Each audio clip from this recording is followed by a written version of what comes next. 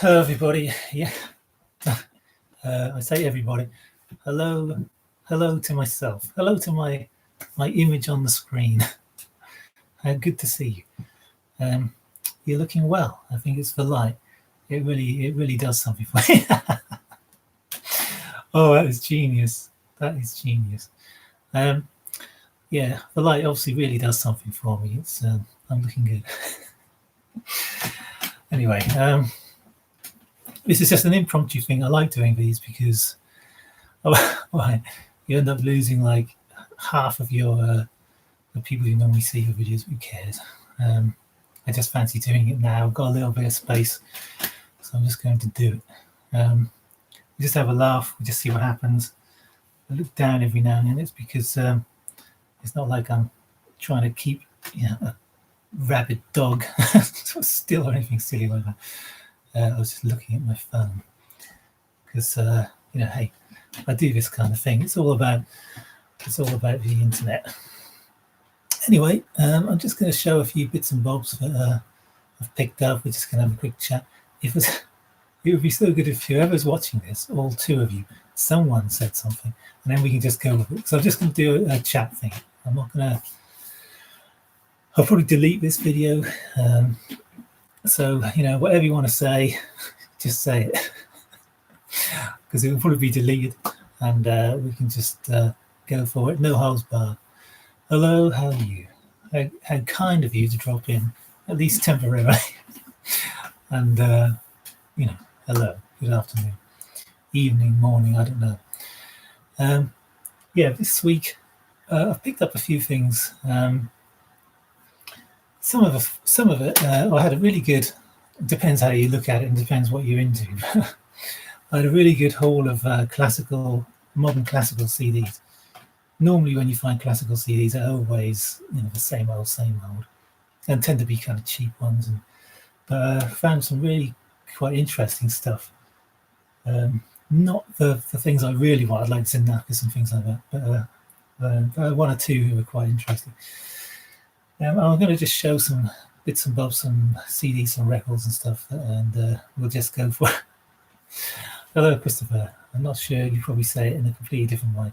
It's nice to have you on board. We just have a bit of a chat this afternoon. We're not going to do anything serious, heavy.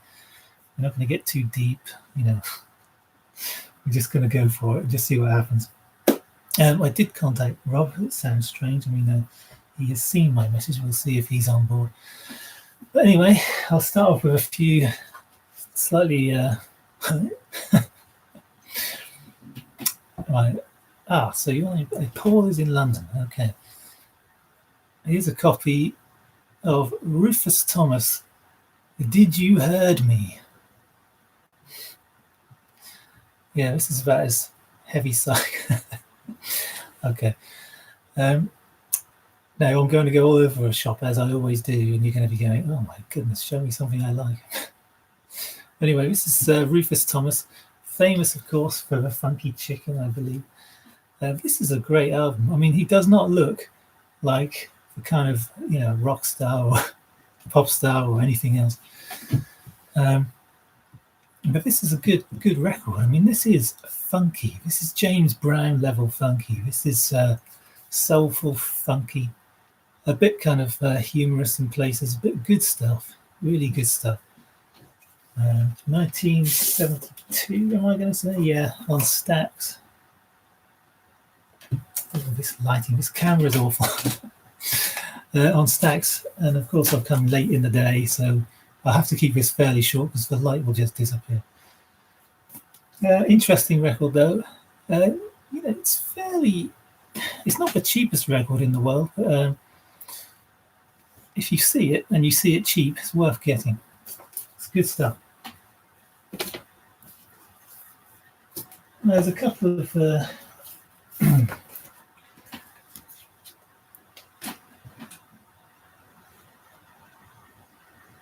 yeah, Dead Wax. Yes, we've all been there.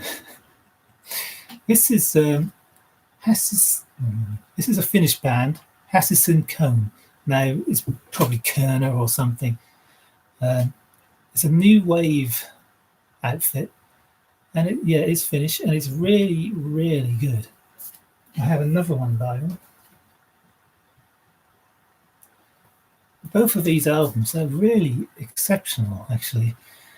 I was expecting them to be, a little bit dull. Oh, it means machine. Okay.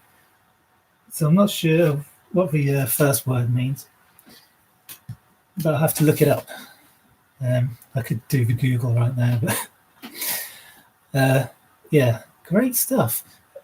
Not English lyrics, but it doesn't detract from it. I mean, most vocals are in English nowadays. Or when you hear records, especially as an Englishman, it's harder to listen to foreign stuff. But not in this case. I think this is really strong. They're really good albums. I think they're both about 82, so 1981. This one, really good. And here's a picture of the band on the back of this one. Can't go too close because the camera always plays up. Yeah, I know a Finnish lady, and yeah, she speaks Finnish. I'm lost.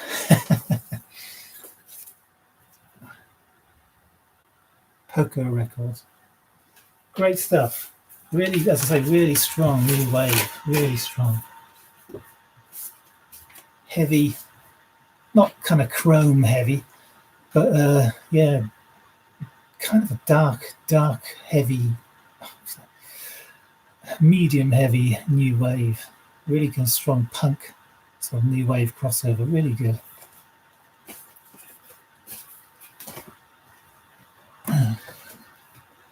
This is I wouldn't normally show this. I've shown it once before, Guy, and wouldn't normally show this. But I did find an original Sergeant Pepper on mono. Now this has a white inner.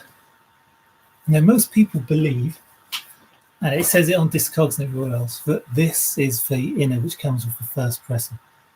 The very first pressing actually has white. But this, the reason I'm showing it is because it's absolutely spotless. It's absolutely spotless. Mono. It looks like it's never been played. I mean, yeah, a few people commented on this, so this is just amazing. Amazing fun. I mean, the cover is almost perfect. It's just a little bit flattened slightly on the spine, because it should be a nice big thick spine, which I already have. Yeah, it's really strange to find something like that, especially in a charity shop for that price. Fantastic find. Now, I'm going all over, as I said. This is Novalis. No, it's German. This is from 1978, I believe. Made in West Germany. His own brain.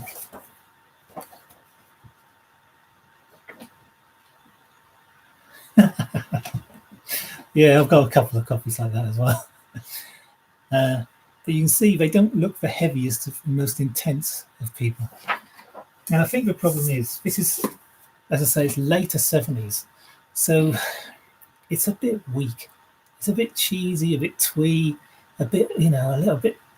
When you hear the sort of progressive rock and it kind of goes high, and they're playing a lot of higher kind of key and stuff, and it just doesn't really work. It's a bit twiddly, a bit fiddly.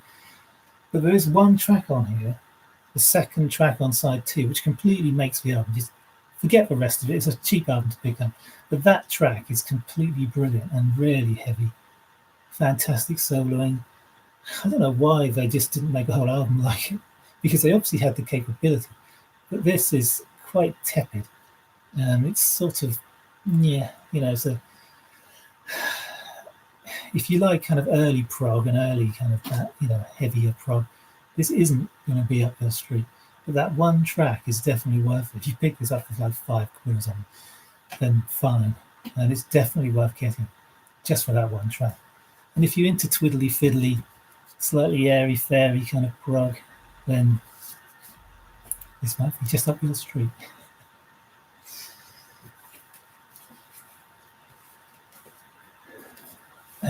What else have we got here? I did find this is Prince Lincoln and the Royal Rassers, Rootsman Blues. This is a who do they compare to? It's sort of it's late, so it's a difficult thing because it's almost sort of fusion in places. Yeah, yes, yeah, exactly. That earlier album, that's for Pinnacle, really. That's where they had the quality all the way through. But it's not like Caravan. It's like sort of later Caravan. Who else is it like? Oh, it's quite hard to say, really. I think you have to just listen to a couple of tracks on YouTube or something, or on Discogs, and make your own mind up. And a bit like Camel, perhaps, but more kind of more twiddly. Just doesn't have the same kind of melody, the same kind of rhythm, and the kind of tunes that catch you. Now this is a really strong record. Never heard of the guy, I'll be honest. And I don't always see reggae stuff. This is Rastafarian, so the songs are that way inclined. But there's a couple of great pieces on it. Whopping Good Dub is the last one. It's a really good dub track. And Unite the World is the first track. It's superb opener. A really good album. It's got a kind of, it's not a summery laid back album. It's got an intensity to it, but it's also got a kind of fresh sort of feel. And it's something which, I don't know, it grabs the ear and it takes you with it. And you don't want to switch it off. You don't want to kind of like miss anything. It's just a strong, strong record. I keep saying strong record, but I mean, yeah, it's difficult to find out really. And look at that wonderful label on Target. Let me see if I can get one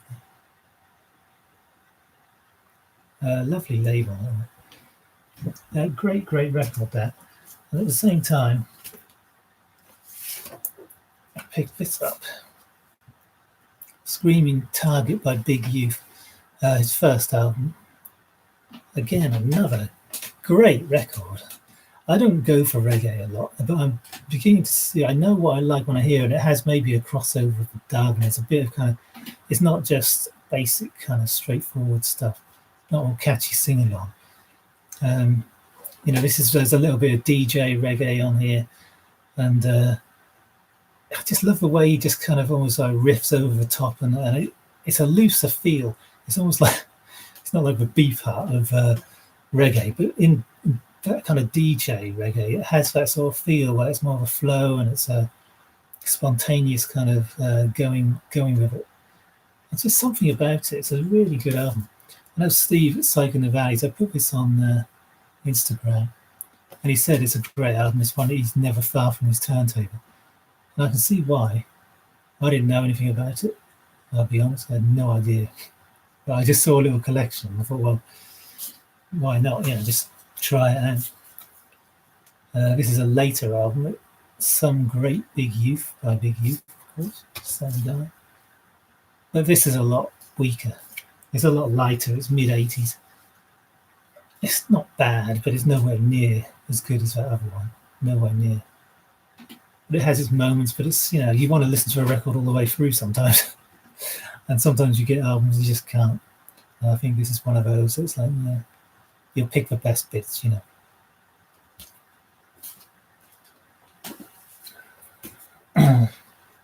This is an album I've had a while.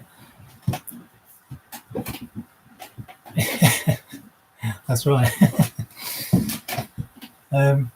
We're going around the houses as always. This is a really cheap album. Peter Bowman, Romance 76, electronic, of course, synthesizers. Now, I'm going to say it. I like some of it, but I think it's on Virgin. Sorry about this, for the lighting as well. It's on Virgin. It's all right. I think it's too much melody for me. Sometimes I like the synthesizer music without melody. I prefer it when it's, I say that, when it's a mainly kind of rhythmic, pulsating.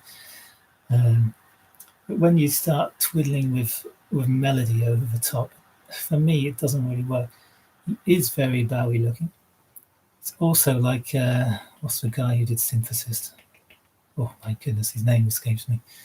Very similar looking guy. But good stuff, of course, Tangerine Dream related. And, if you're into that kind of synthesizer sound, this is a good album. They're not. There are 6 tracks on here, sort of longish pieces. They're not really sort of songs as such. It's hard to describe again. They're sort of melodious, and do have some sort of catchy elements and things to them. But I prefer the stuff where he goes Meadow of Infinity Part 1 and 2. Again, that's where it's a little bit more kind of exploratory, a little bit more kind of phased, and just a bit more engaging. Prefer that kind of sound. Anyway, I just randomly picked the stuff as it were. Let's have a look.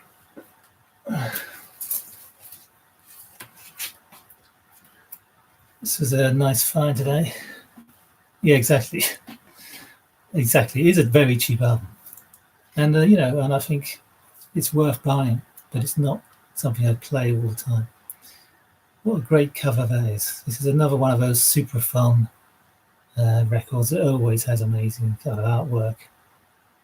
Shostakovich, another Leningrad Symphony copy. Double. This is actually with the 9th Symphony.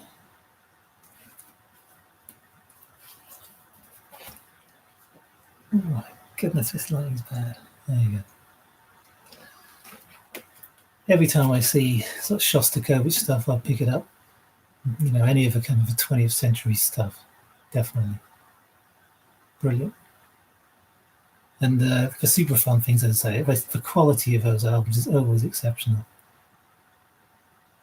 Always. It's got a 16-page book. A lot of it's in different languages. But very comprehensive, and gives you all the sort of history and background stuff. I know not many people are really into classical. I think this is the kind of thing, though, if you're not into classical, it would kind of turn your head and turn your ear. Especially, I think Shostakovich's 4th Symphony is 10th, the 5th. They're just a bit kind of heavier. And I think sometimes you need that kind of heaviness and that kind of depth and kind of and feel in those albums. I'll do that. I'll have a look for that. It's good to see you, by the way, Steve. Yeah, I didn't know if you were going to be able to make it or not, and I started at quarter, then I stopped, and and the lighting's getting worse, and unfortunately it's all clouded over. It was really quite bright. That's okay, Rob, don't worry. It was just a spontaneous thing. You know me. Just the wrong time for me. Just didn't have to go at me. Well, it's really nice of you to actually say hello anyway. And I was just in the middle of showing this because it's just a nice find. Okay. This was another really unusual and nice find. The Kinks to the Bone. Now, I apologize to the people who have seen these on Instagram. Not everything I'm going to be showing I've shown on Instagram.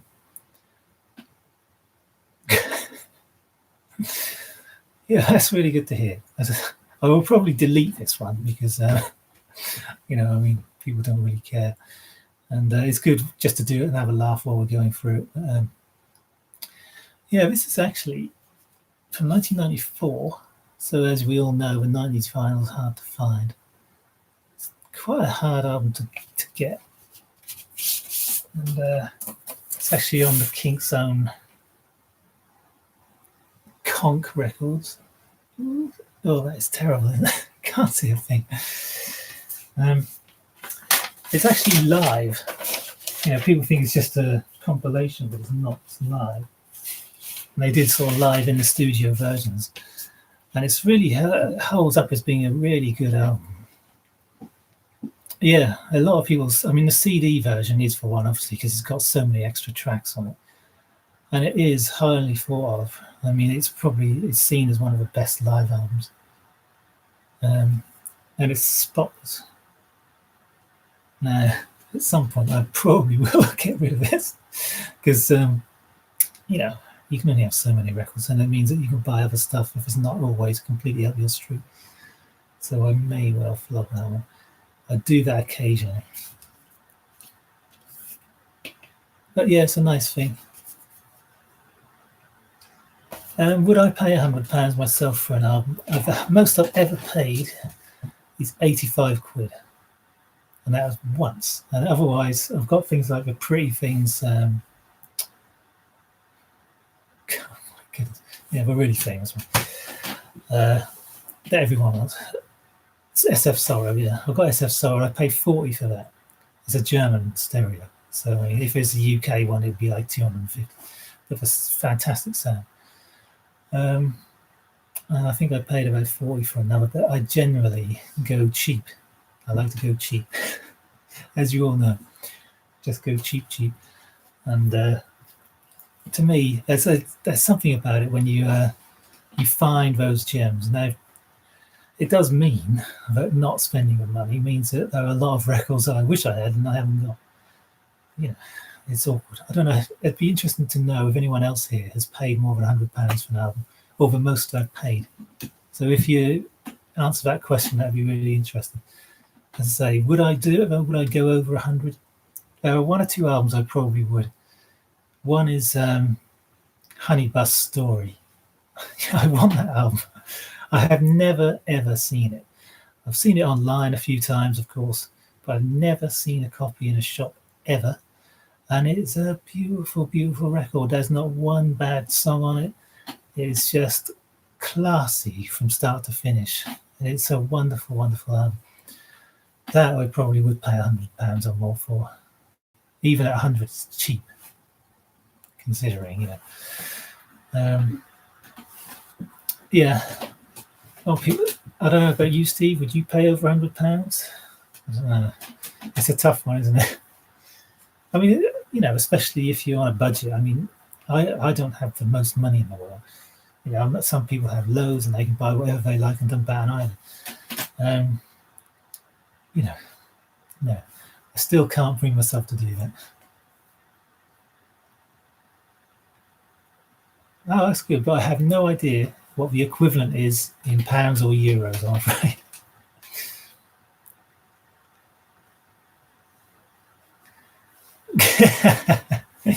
Yeah, I know what you mean. If I have to, oh, that's a lot of money.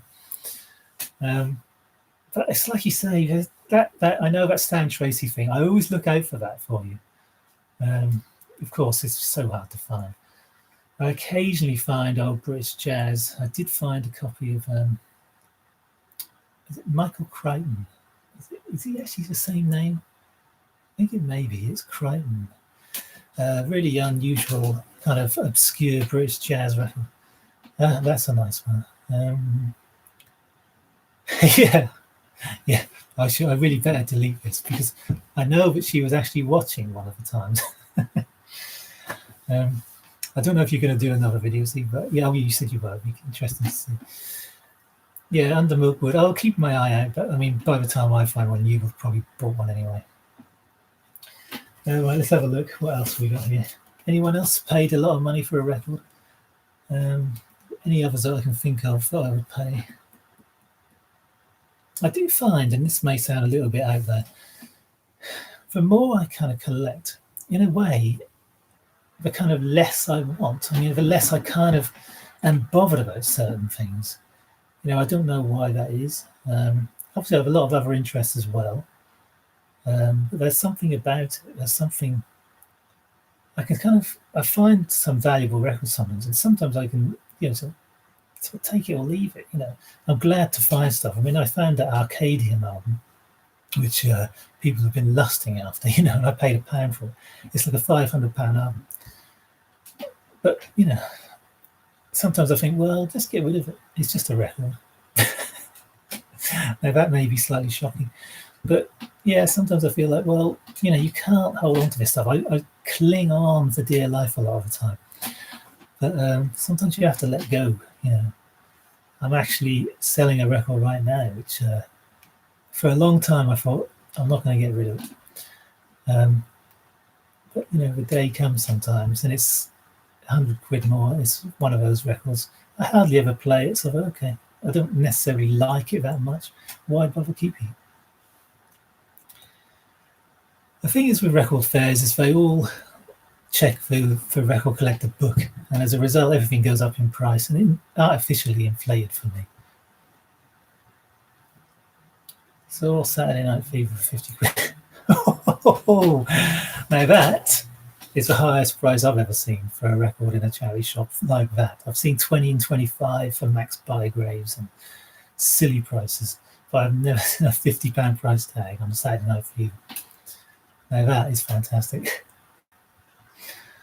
Yeah, it's always, I think a lot of stuff is overpriced nowadays. Probably because of the Oriental market. This is a cheap record. It's quite a hard thing to find on this label in stereo. And again, it's not a desirable record, really. But the reason I picked this up is because it's absolutely flawless condition. Because it has Mood Indigo.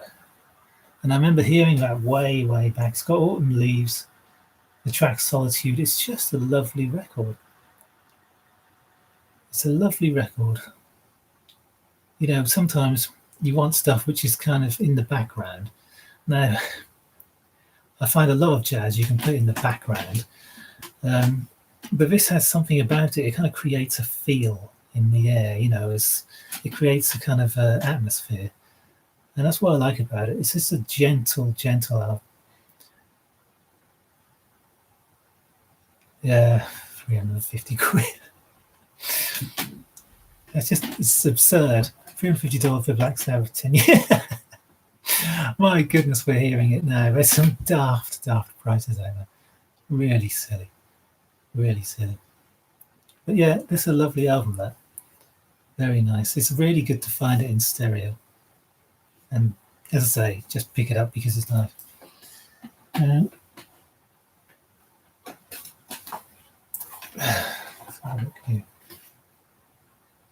Talking of Don Rendell, hypnotic, exactly. That's a good word. I said it's had an atmosphere and a feel, and it kind of it does something. I showed this on Instagram, as I may have shown it on here, I don't know, but it's because you mentioned Don Rendell. This is Poetry and Jazz in Concert 250. It's got various people. It's even got Spike Milligan, Laurie Lee, Danny Abbs.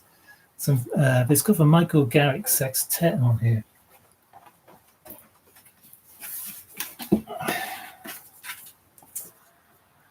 And who do we have there? We have Michael Garrick, Don Rendell, and Ian Carr. Now is that the Royal Festival Hall? Yes. The Queen Elizabeth Hall, which probably is for Royal Festival. I don't know if they renamed it. My mind is going. What am I concentrating on here? Yeah, it's actually got Don Rendell and Ian Carr on here, which, just takes it another level. This actually is a fairly valuable box set. Yeah, that's a good price for SF Sorrow 15. That's a very, very good price. I mean, the German one I think is fantastic. Most German pressings are really high quality. But to have, as I say, it's also got Dave Green and the other people I don't really know, Art Femin and Trevor Tompkins, who are there. But to have Ian Carr and Don Rendell here, and some of the jazz on there is really, really good. I mean, it's top notch. And if it's just jazz, a plain jazz record without the poetry, I think it'd be one of the highlights, the pinnacles of people's collections, because there's some just stunning stuff on there. But of course, the poetry is very specific to her. But it's a great album. As soon as I saw that, I thought, I've got to have it. It was in a charity shop inevitably, and it was £1. Fantastic.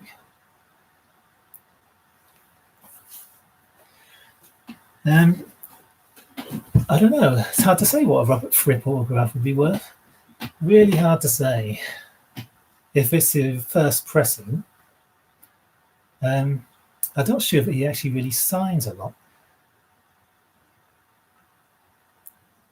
Yeah, that's the problem. Even reissues are getting silly now. I mean, kind of daft prices. But again, and it's inevitable that it will be reissued again. It's inevitable. They all do it. It's okay for a time, and everyone goes, "Oh, we better get a reissue," but it will be reissued again. As a US copy, I mean, US copies are not as valuable, are they? However, with Robert Fripp's autograph on it, it's got to go. I mean, I'm guessing to a fan, you got to talk £200 or £300, surely. But then, I don't know. I actually have a Bob Dylan autograph, an original 60s Bob Dylan autograph on a 60s album, original copy. And there's a website that, they said they'd pay £1,000 for a 60s Bob Dylan autograph. Am I going to get rid of it? At some point, possibly. The record is trash because the record's easily replaceable. But the autograph itself is obviously highly, highly desirable.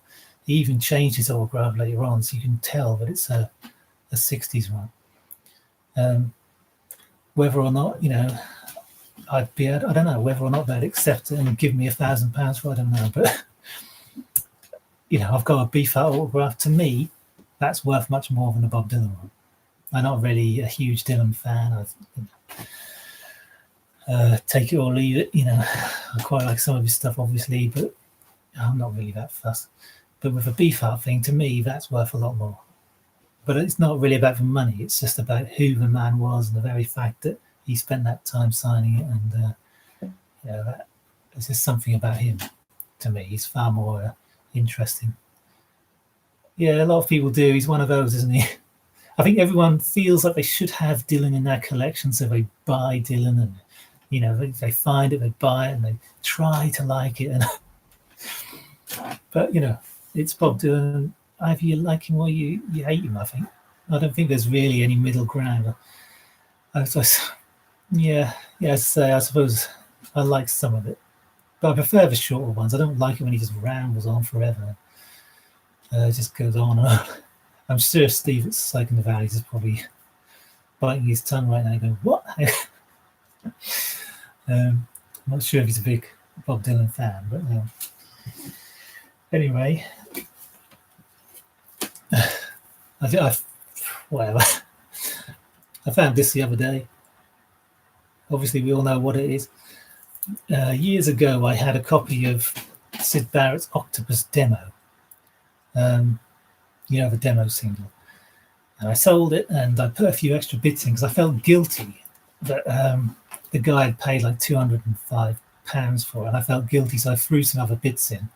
And I threw in the original postcard with a serrated edge from this. And have I been able to find one since? No, I haven't. Every time I found Wish You Were Here, it's never had the original postcard. So I threw it, I gave it away. I'm sure it'll come back to me one day. But, am I fussed? Not really. But you know what it's like when you've got a record on your shelf that's missing a lyric sheet or it's missing something. And it every time you see it. It's that, oh dear, that feeling when you look at that album, and it just doesn't feel quite right. It doesn't feel good. I mean, please disagree with me if you can, and show me how to get over that. Donovan, exactly. I mean, again, people put Dylan and Donovan together because of their kind of acquaintance and, the time they spent together, etc., etc. But they're very, very dissimilar to my ear. I mean, very. I mean, Donovan was kind of his own kind of folk troubadour, almost sort of medieval, pastoral, hippie, completely hippie, whereas Dylan was far more, he was American, grounded in the blues. Yeah, this was in the charity shop, of course. I can't remember which. I bought a few little there's been a few little collections lately, and this came in one of them. Yes, I remember. Oh dear. What's the DJ, the British DJ? He loved rock and roll. He did his rock and roll show on the garage shows on the radio. There's the little quiff did never mind the Buzzcocks. Tell me, why's his name escaping me? He said he interviewed Donovan. He went to his backstage, and he said, "Oh yeah, I love that when you play Barabajagal, And so he said, "Oh, what like this you mean?" And he just started playing it, and he wouldn't stop. He played it, Mark Lamar. Thank you. I don't know why that escaped. And he just didn't stop. He played the whole thing all the way through. When he was standing there, going, "Oh my goodness, He's sitting in the dressing room like, "Oh my goodness, he just all right already, enough, I know for some I don't need you to play the entire thing all the way through, But I do hear that about Donovan. He does kind of play on that short period of his life, which of course he was famous for, which everyone does. Yeah, they all do it. I mean, the Rolling Stones to some degree, that's all they ever play when they play live. They're playing 50, 60-year-old songs, over and over. They're like a cabaret act, but playing, stadiums. But essentially, they're just like, Jerry and the Pacemakers or something. They're just playing the same old stuff, but they're just playing it to a lot bigger people.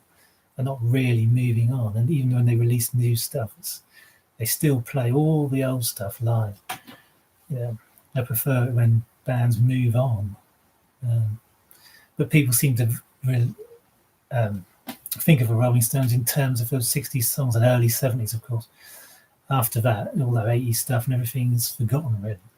No one can really remember it. They remember stuff like Tattoo You, maybe. But that's about it. No one really wants to hear it again. So I suppose they're stuck having to play that old stuff, Anyway, I'm really rambling on here. Hi, Ben. It's good to see you. Unfortunately, I may delete, but we'll see. I don't know if you're going to find this interesting to watch later. It's long, as always. Where am I going with? Oh, now I've got a big bag here. I meant to show like the other day. Let me just stand up quickly. Oh my goodness! This is a big bag of.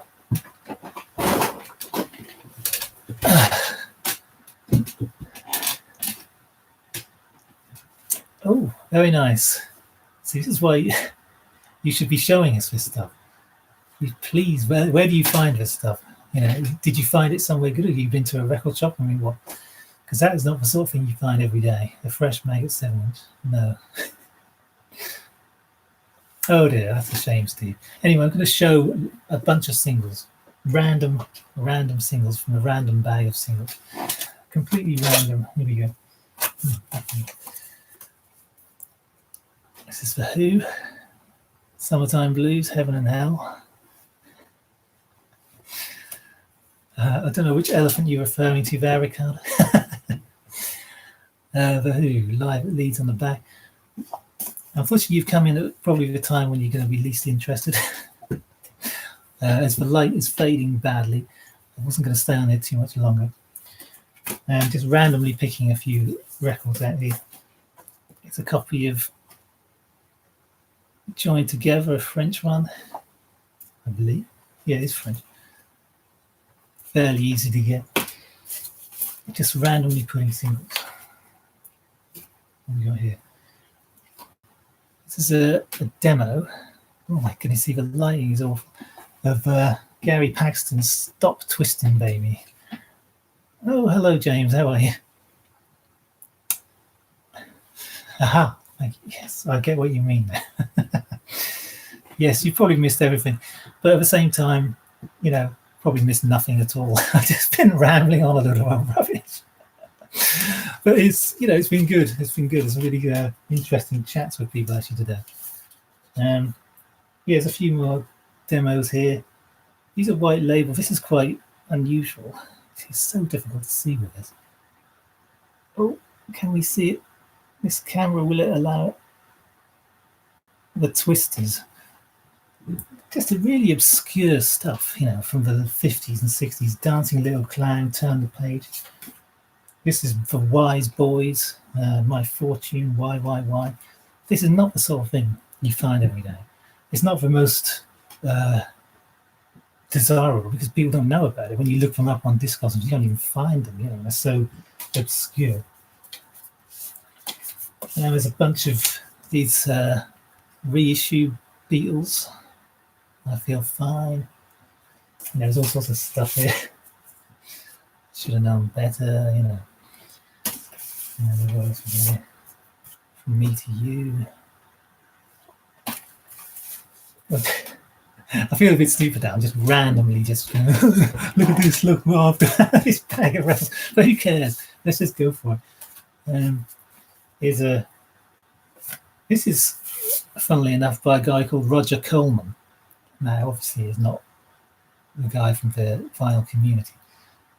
But these are really lovely little tracks. This Top Rank label, late 50s, early 60s, especially about 60, 61. There's some fantastic little singles, and you always find them cheap, and they're always really obscure. And you think, well, who is this? And you listen to the songs, and some are just wonderful. There's sort of, they don't really go to heavy, sort of the heavier end of rock and roll or anything. But there's a kind of maybe a bit of doo-wop and yeah, no, it's definitely not him. It'd have to be, well, mind you, he's looking good for his age. I don't know. He'd have to be about 100. Yeah, just fantastic little songs. And although a lot of the time, I pick them up, and sometimes you might find some sort of really sort of soft and mellow stuff, and a bit cheesy. Generally, the songs on this label tend to be really very nice, very good doo-wop songs, sort of soulful rock and roll. But again, really very obscure. Not that most people don't know anything about them, What else we got here? A Sleeveless Iron Maiden's Running Free. The first single with Burning Ambition on the B-side. I wanted this record. I was a big Iron Maiden fan when I was a teenager. Well, the early Iron Maiden anyway. And this was their very first single.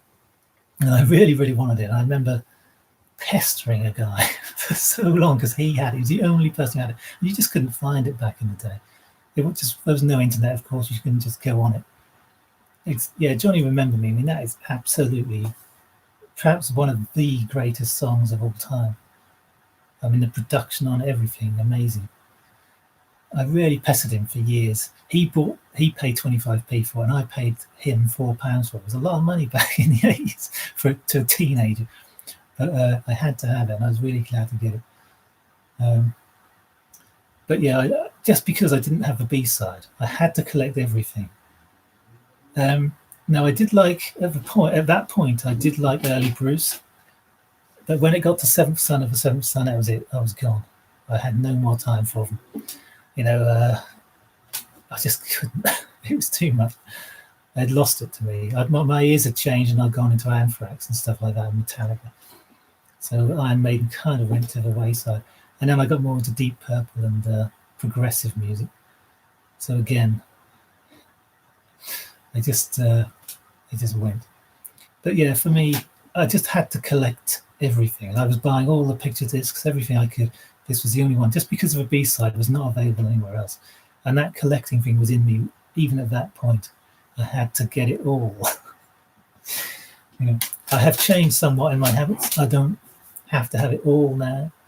I can let it all go now, to some degree. There are certain things I'm not going to let go of just yet, but the day will come, I'm sure, when I'll probably have to let it go. Let's just pull out a few more. Here's a nice one. There's got a bunch of these. Actually, Millie Jackson. This is on Spring. Once You've Had It, and A Moment's Pleasure. Well, I suppose A Moment's Pleasure, and then Once You've Had It. Probably in that order. This is from 1979, so it's a little bit late. But yeah, I mean, I love her voice. Love her. These aren't the best songs, but I do love her voice. I just pick stuff up. I have had a real dearth of 7-inch single finds. I really have. These have been sitting around for a while. This is Cannonball Adderley. The album that this has come from is really quite sought after, and I can see why this EP is almost never seen. African Waltz. Kelly Blue and Barefoot Sunday Blues on Riverside. Again, lovely, lovely early jazz sound. Just a lot of people frown upon this kind of jazz nowadays because it all has to be free or all has to be. I don't think so. I think some of this stuff is actually, of stellar quality. Not all of it, but some of it. Always another top rank. Born to Be With You and My Guiding Light by The Echoes. Another lovely single, 1959, 1960. Another lovely one. This is a band called Blanket of Secrecy. Now, each member took their name, Tinker Tailor Soldier Spy, and all their songs were written by Tinker Tailor Soldier Spy from the TV program at the time, which was obviously very famous with Alec Guinness. And I actually knew the bass player of this band. This is a promo, double-sided promo of Say You Will. I think one of their only singles. But this is very new wave synth-orientated music. This is probably the weakest track on the album. It's a shame they decided to release this. It's probably why I didn't really go very far. The album is really exceptional synthesizer music, electronic music, and a new wave. Great, great stuff. Blanket of Secrecy from 1982. Really good. I'm just showing this because I stopped at Alien. A message to you, Rudy. I mean, those covers, look at that. Every time I see one, I pick them up. I saw a copy of Ghost Town yesterday. I mean, how many times have I had Ghost Town? But then I took it out of the sleeve and it was cracked or, halfway through it. So, but I just love that iconic two-tone. This is obviously with the Silver Injection label. Nightclub, A Message to You. I mean, great stuff. Here's another, the Prince, Madness. Madness on the B-side. Just love that stuff. Oh, here's another. I've probably got like 3 or 4 of these. Squeeze, Cool for Cats. On the Pink. I mean, what's not to like? What is not to like? I mean, that band, that early stuff. You see how random this stuff is. Look, you see what I mean? This is just a big bag of random singles. Atlantis by Donovan. To Susan on the West Coast Waiting. Now that track, is that not beautiful?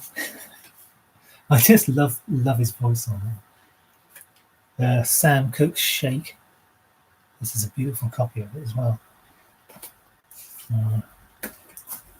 Some slightly more obscure things here. This is Salem Peace by Bongo Herman, Les and Bunny. Kind of reggae thing. And Scraper by the Crystallites on Songbird. Quite a desirable single, that, in some ways. It's a nice little song. I don't think they did an album, Please tell me to stop if you've had enough. What else we got here? Another sample. This is a bit of a knackered copy of Sorry Wrong Number by Agnes Moorehead, or with a supporting cast. A great little kind of horror play, a bit of suspense, a bit of terror, from the 60s, 50s. I think it was first broadcast in 1943. Quite a famous thing. Yeah, it's a beautiful label. I do like a good label, as we all do. It's like this. Now, this is just a plain Brunswick label. It's very rare you see it with a triangle. So those are the sort of things that geeks like me, we kind of thrive on, what else we got here? This is quite a nice one. This is a demo of the Young Ideas' Peculiar Situation. Samantha's Mum in Bewitched. Oh, was it? Okay. Didn't put 2 and 2 together. I don't know if you're talking about the songbird, Derek. Again, a lovely little song. This 60s kind of. It's not psych, but it's a pop. So it's got psych elements to it. Sort of garagey sound, peculiar situation, sort of hippie sound, really. And don't look at just look at Rain, 1967, the year for psychedelic music, of course. Great stuff. One day I will sort this stuff out. You know? Well, I probably won't actually. I'll probably just keep it in this bag and just keep, for example, Tears for Fears, a Japanese pressing of Mother's Talk. You just this one's quite a difficult thing to find. 4 More from Jerry Lee. This is one of the hardest ones to get, actually. Good golly, Miss Molly. Again, this is, for me, I love that label. Let's just, you can see it clearer. That colour, sort of plum. Good golly, Miss Molly, I Can't Trust Me. Teenage Letter, Seasons of My Heart. Yeah. Please, if you've had enough of this, I could go back. I could show some CDs and stuff, and some different albums. More Who.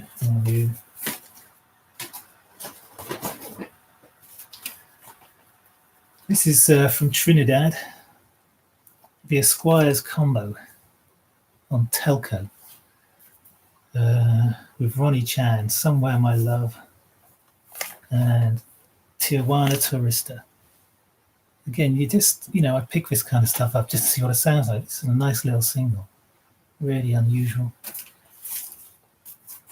And what we got here?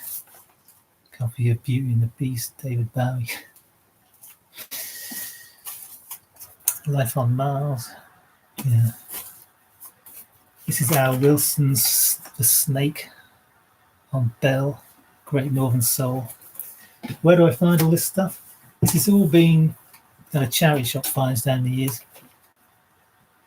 I say down the years, it's probably all bought fairly close together last year. Delroy Wilson. Ain't That Peculiar? That is a fantastic little song on Green Door. A wonderful song. Just mellow, lovely sound. Really good. And a lovely voice, that man. Delroy Wilson. Another obscure one. Prince Buster on his own records, actually. Big Five. Oh, it's the lighting.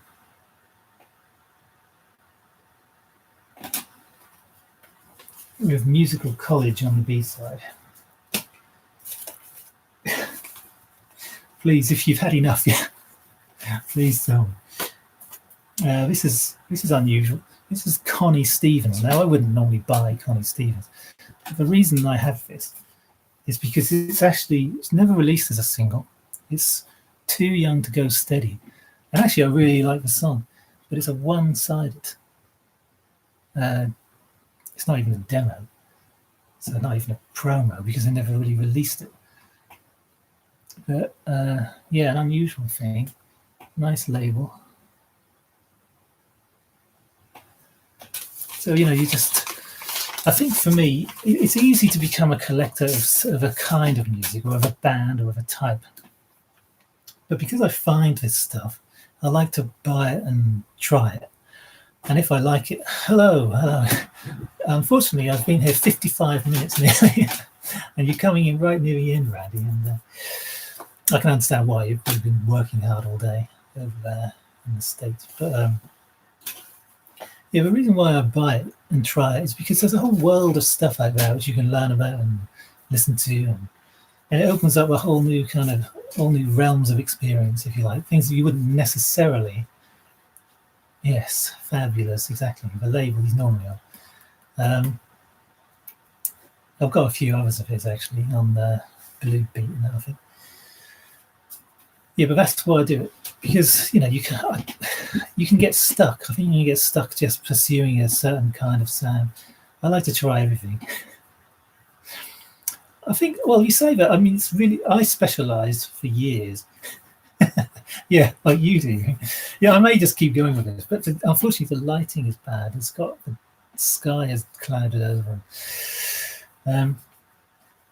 Yeah, this is Clyde McFatter, the wrong label, the wrong bag.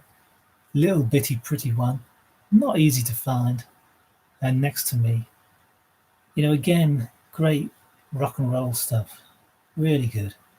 I'm actually at the moment, Randy, just doing random singles. I've got a big bag. There's probably a few hundred singles, like 300 singles in here, and I'm just randomly pulling stuff out. The lighting is great. That was ironic. The thing is, with this camera, you get a kind of drag and a lag because I can't use the mobile phone. Not that I don't know how. Okay, this is Millicent Martin's Suspicion. Suspicion. Great little track. She's a famous actress over here, has been since the 60s, but she did a lot of songs at that time. Like a lot of actresses at that time had released LPs and stuff. She was actually in Frasier as Daphne's mum. I believe that was Millicent Martin. So you can put a face to her voice. And she played a really rough old character on that. But yeah, great little song. She had a really good voice. Yeah. Some of his stuff is kind of obscure, like the Backroom Boys. And it looks really kind of punk, looks really good. Oh, but it's mediocre. It's kind of tepid pub rock. It's really, so I pick all this stuff up. Sometimes you hit, sometimes you miss. Is Ken Booth on Studio One, Puppet on a String, with Look Away Scar by Roland Alfonso on the other side. Of course, it's in the wrong bag because it's a random bag. Yeah. Oh, well, you have a good one. Enjoy your live stream tonight. I may pop in if I'm awake. If anyone has any questions, please ask away, because I mean, you're probably all fading away. A lot of people only like albums. Let's just pull some more, because this desk is getting absolutely covered, and it probably will all fall on me at some point. Here's the late great Buddy Holly. That's a nice EP. Yeah, I missed out Lukewarm, which was my response to it, I must say. Ready Teddy, Words of Love. I mean, just lovely stuff. Can't go wrong. What we got here? Dave Clark 5, blah, blah, blah. Some obscure ones as well. Echoes and Rainbows with Black Swan on this Ember label. And Belong. It's so long since I've heard it, I can't even remember what that was like. I think it was a kind of middle of the road sort of rock stuff. Hey Floyd, let's have a look. Shangri-La's, blah blah blah. Yeah, I'll probably end up deleting this video because it's going on far too long and people are going to go, what is he doing? This is quite a good one. Good punk single, Vice Cream. Not one you see every day, but you pick it up because that's what you do. I know so many people love AC/DC. Had this for years, I think for a couple of years. Dirty D's Done Dirt Cheap, Big Balls and Big Jack. I never really got on with a track with Jack, like whatever. You hear it once, you want to skip it and get on with some other stuff, get on with the heavier stuff. It's all very well live sing along maybe, but yeah, it gets a bit boring. Jackie Wilson on Coral. They're hard things to find, actually. I've got a couple of these. They're really quite difficult to get hold of. Yeah, there was a whole series. I've got how many I've got of those? 3 or 4. Janis Joplin, of course, Big Brother and the Holding Company, Piece of My Heart. Total Blues. Oh dear. Oh, this could be contentious. When I was growing up, it's funny. I remember doing tapes, cassette tapes, and I used to write lists of my best tracks, and I do compilations of the best ones, but I also do compilations of the worst tracks. And the worst tracks were always stuff like Down Payment Blues, um, Cold Hearted Man. I mean, Cold Hearted Man, yeah, Crabsody and Blue. And but still, Powerage is for one for me. Powerage has been my favourite AC/DC album for many, many years. Without Cold Hearted Man, the Australian version and the American version and the Canadian version does not have Cold Hearted Man. So that's mine. I go for that. Exactly. Down Payment Blues now is probably my favourite track on the album. I actually skip some of the others. I just want to play that. I play Rock and Roll Damnation, Down Payment Blues, and What's Next to the Moon, the Gone Shooting, and Up to My Neck in You. That's it. Can't even figure exactly. What a great line that is. It's just brilliant. I suppose when you're growing up with this stuff, it always stays with you, even if your sensibilities and your musical kind of, your ears have kind of developed and you've moved on. Some things you just have to keep playing. You just have to go back to that. I actually don't agree with that. I think this is a personal taste. I'm not saying you're wrong. I'm just saying that I personally prefer the backing vocals and the rougher quality of the Aussie version. I love hearing those extra bits coming in. And on the Down Payment Blues, you've got 30 seconds more of that kind of grungy, bluesy guitar slapped on the end. And I think the UK one, I just cleaned it up too much. It was too clean for me. But then maybe because it was I heard that first, and then I heard the Aussie one, and it kind of blew me away. Oh wow, there's different versions. And then I started looking out for different versions of albums. A bit like we were talking about the other day with Deep Purple, the quadraphonic mixes of Stormbringer and Machine Head, It's those different versions you kind of go, wow, I want that. Yeah, much more. This is quite an unusual little single, another reggae file of sorts. This is the Pyramids train tour to Rainbow City. Very hard to find, but another one of those kind of obscure ones. I think I'd never heard of, and that's not true. I had heard of the Pyramids, but there's sometimes you find stuff you haven't heard of them. Just go for it, try it. Forgive me if I'm repeating myself. Oh look, here's a copy of "I'm a Believer," Robert Wyatt, with Memories. He seemed to do that song a lot. It's one of his favourite songs. For me, it's a little bit boring, but yeah. You can't go wrong with Robert Wyatt, can you? Shipbuilding and I'm a Believer. I mean, timeless single. Yeah, I like the Give Me a Bullet being an opening song, but of course they released it again with Rock and Roll Damnation being the opening song. The original Aussie one doesn't have, I don't believe, I've got it just over there. I'll just have to check it. I just prefer the sound of it, the rough, kind of dirty, grungy sound of it. No, I didn't say why it was boring. I said that the song Memories I don't particularly like. It's a little bit boring, for me. Whereas, 99% of his other stuff I like. I just don't really like that song much. Okay. Who? Bob Dylan, Elvis Presley, Bob and Earl, Chico Hamilton. This one's a bit different. This is a bit different again. This is 1977. This is for Heppolites. On Top Deck, another really obscure little 45.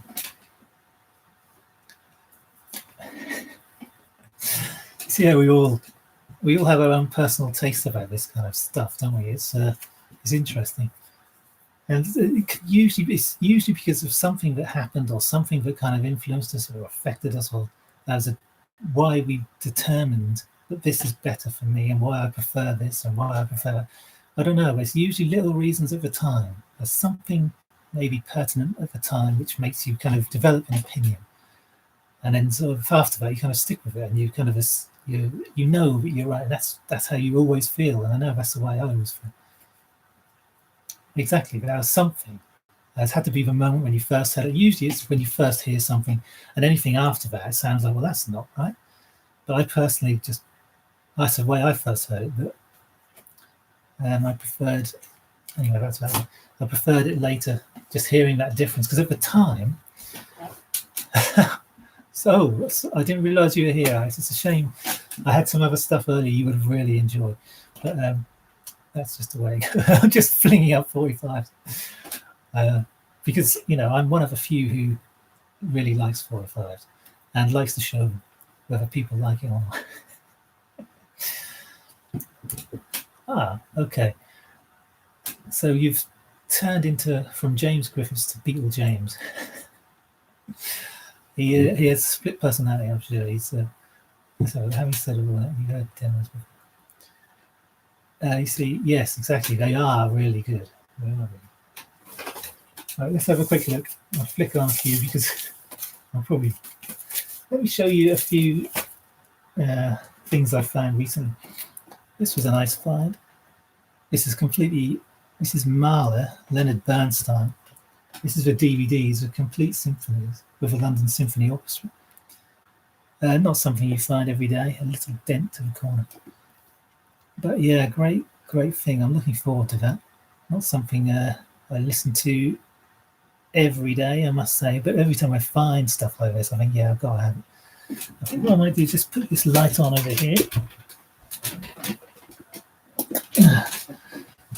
Which has probably just made no difference apart from highlighting that side of my face.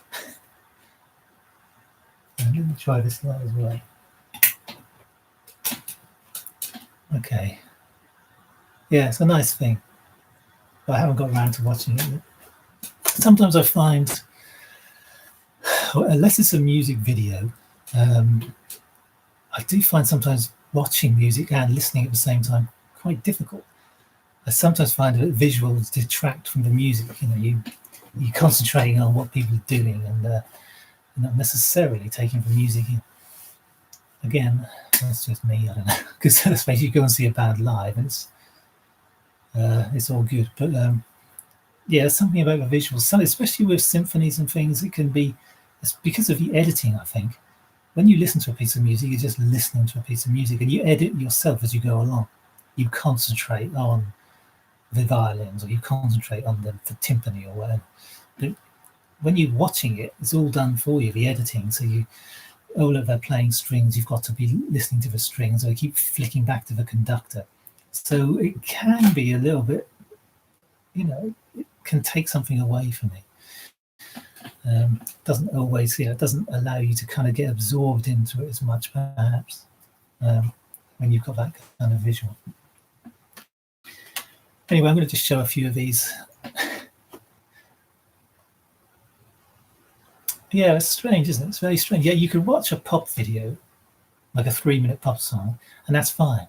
But when it's a longer piece like that, or even live concerts, when you watch Pink Floyd live, for example, although the early stuff, when you watch it, the camera work was obviously, you might only have 1 or 2 cameras, 3 or 4 at most, and they'd be a lot longer on the visual.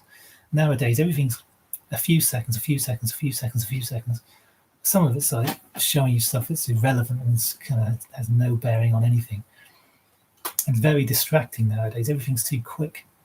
Whereas the stuff from the early 70s, especially, I watch a lot of old TV and documentaries and programs from that time, more kind of, dare I say, a sort of intelligence. They're not force feeding you all the time, and showing you all sorts of inane stuff and talking rubbish, They're allowing you and your mind to just take it in, and it's almost like being in a classroom, maybe, where you're listening to a teacher or a lecture and someone's talking, and you can take it in, you've got time for that. Everything is chop, chop, chop, chop, chop, and your brain doesn't really get time to absorb it. Anyway, found a bunch of these CDs. Funnily enough, when I showed these, Robert Sounds Strange, I showed him on Instagram. He said, "Oh yeah, check out that Truscott track, Elegy." And funnily enough, it was the I pulled randomly. I bought about 50 CDs yesterday, and it was one I'd already randomly pulled to listen to in the car on the way back. And yeah, it's a wonderful piece of music, Elegy by Harold Truscott. I picked up all of these. These are all 20th century, 21st century pieces of music, because you don't really see them very often. Yeah, not in bulk anyway. When you do, it's just, I mean, like this guy, for example, I have no idea. I'm sure Ricardo probably has an idea. I don't know anything about this guy at all, but because it was a modern thing, and I thought, well, I'm going to have to try this. This looks interesting. This is my kind of thing again. Try it out. I think it may be slightly jazzy. I'm not sure. You haven't opened a CD for years. I still play a lot of CDs. This one's an interesting one. The Walk with Ivor Gurney. It was released a couple of years ago, I believe. And it's a lot of his kind of words and stuff put to music, as a big orchestra, as a narrator. I mean, it's just an interesting thing. This particular label, Signum Classics, yeah, it is marvelous. It's just something that as soon as I heard it, I knew, it just stood out. And then later on, he said that to me, and I was like, oh, yeah, you're right. It really does have something. Yeah, again, interesting stuff. I mean, it's sort of thing you might overlook, if, this is John Adams. I try and pick up John Adams every time. I really do like his stuff. He's sort of similar to, he has a sort of minimal quality.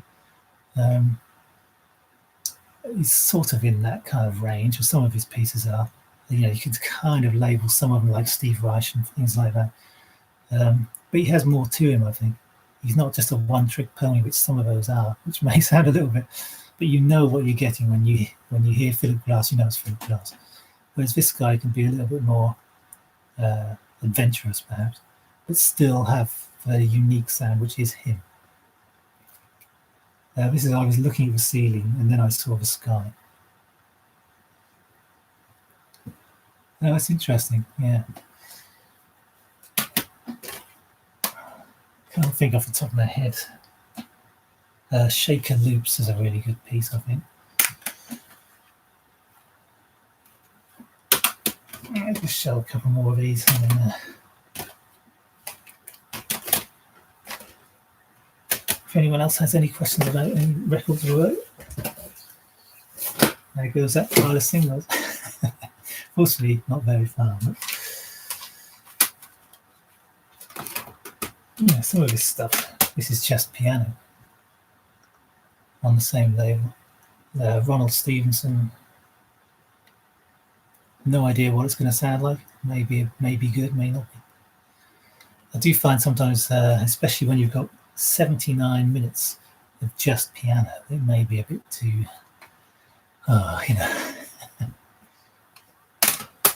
that's just, there's nothing special. I think I just liked the look of it. I don't know if you can see it. It's a couple in a wet and rainy sort of Paris. I just saw it and I thought I quite liked it. I like the red umbrella, and I have that kind of romantic side of me. Those sorts of things are always, no, it's definitely not me. It's just, I don't know who it is. It's just some amateur thing, I think. But yeah, I just like the feel of it. I do like that kind of thing. Well, I'm going to just show a few more singles and I'll probably get off because it's going on forever. This is the longest video I've ever done. And I'm sure the lighting must be getting bad. It looks bad to me. Let's have a look here. Yeah, there's an advanced promo of Ike and Tina Turner's River Deep Mountain High. And you think, oh yeah, River Deep Mountain High. But when you actually listen to that, I mean, the strength and the power of that track, the production is huge, absolutely huge. And I said before, when you listen to stuff on the radio, you get used to hearing it, and it's so sort of tinny and stuff. But that, God, that is good. I might have to play that actually after I stop doing this, because it's got everything, hasn't it? It's got emotion, it's got energy, it's got everything. Just I love the build, and it's just brilliant. All right, here's another. This is on Grape, Sincerely by Shenley Duffus.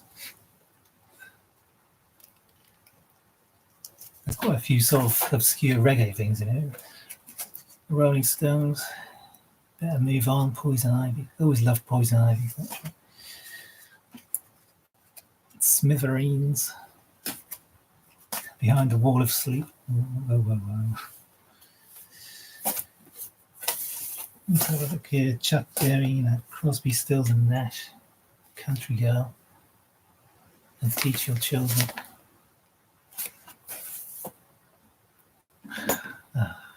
This is Flexi, everyone's favourite band. Break the Rules by Status Quo and Dan Dan. Only number, no, they did actually have a number one, I think, running all over the world.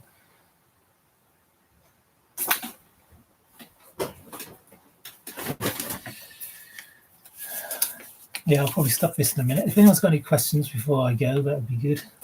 Otherwise, I'll just knock it on the head. Yeah, Martha Reeves and the Vandells, you name it. Supremes.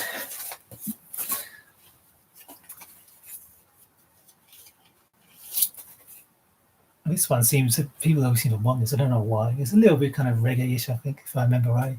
This is Miss X Christine with SEX. It's one of those, it's a bit of a kind of novelty thing. I'll probably never play it, played it once or so that sort of stuff doesn't really do it for me. Al Green, LOVE, Love, nice stuff. Anyway, I'll probably realise that there's a bunch of albums somewhere I was meant to show, but I haven't done.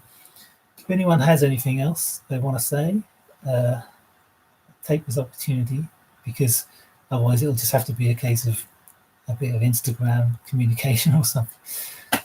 Otherwise, hey, I'll give you a few seconds if anyone wants to know anything. And I'll probably get off shortly.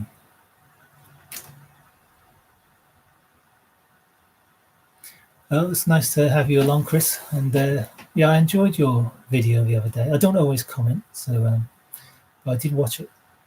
It was interesting. Some good stuff. If I say, well, I'll say thank you then if everyone else is. Yeah, you are very kind. Yeah, enjoy yourselves, whatever you're doing. You never know. I may pop over to Instagram and say hello to someone, or maybe one of you. Anyway, you have a lovely evening and enjoy yourselves, whatever you're up to. Thanks for stopping by and listening to me rant and rave and ramble on. And I will end this now. I'll see you all later.